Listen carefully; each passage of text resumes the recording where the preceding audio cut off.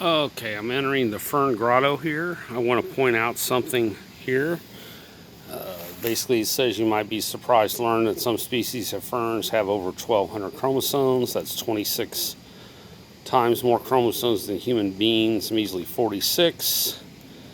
And the world record is for a chromosome count is for, there's one particular fern that has 1,260. So here we are in the Fern Grotto. Want to talk a little bit about holes in the theory of evolution. So here we are in the Fern Grotto. I'd like to use this as a backdrop so you can see all the different kinds of ferns here. This is a 98% ferns in here. There's some other mosses and lichens as well.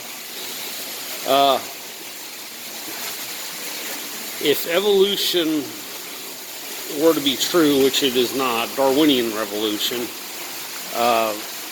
there shouldn't be that big of disparity between advanced forms and non-advanced forms. Now, according to their timeline, ferns have been around for millions and millions of years. Hundreds of millions of years, according to the fossil record that they use, which is wrong, but they use it anyway. So, I've got 46. These have 1,200. They jump around like a tobacco plant has more chromosomes than a human being. And if you've been around some people that smoke, you think they're turning into a tobacco plant. There's only one difference between the great apes and humans in the chromosome count. Now, they'll tell you there's a whole lot of junk DNA. It's not junk. They just haven't figured out what it is.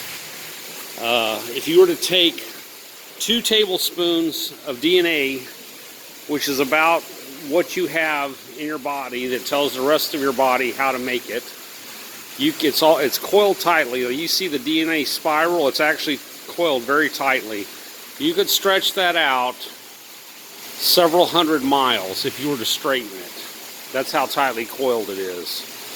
And the information in it, if you were to put it on CD discs, it would fill up every football, baseball, and soccer stadium in the world with CDs, the information on it to make you.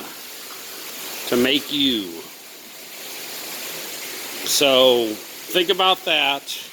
There is no way you came about by accident. There is no way this came about by accident. There is no way that came about by accident. You are special, and don't let the weirdos tell you came from rocks, because if they'll say, well, why do you keep saying I came from rocks? Well, if you get them to go down, you say, well, no, we came from a hybrid of a missing link, which was a monkey, a common ancestor between us and the monkey. Well, where did that came from? Well, it came from a marsupial that lived with the dinosaurs. Well, where did the dinosaurs came from? Well, they came from reptiles. And where they came from amphibians. Well, they came from, they start going down and down, and then they say, well, we came from this probiotic soup that was in the ocean, and then lightning hit it, and it created life. So where did this prebiotic soup came from?